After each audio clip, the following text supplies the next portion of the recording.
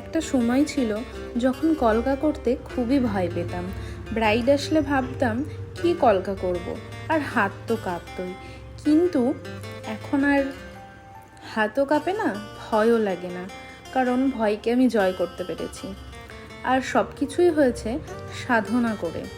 হ্যাঁ, ছোটবেলায় মা বলতো পড়াশুনো করতে গেলে সাধনা করতে হয়। এখন বড় হয়ে বুঝেছি শুধু পড়াশুনোই নয়, পড়াশুনোর পাশাপাশি যে কোনো কাজ করতে গেলে সাধনার প্রয়োজন হয়।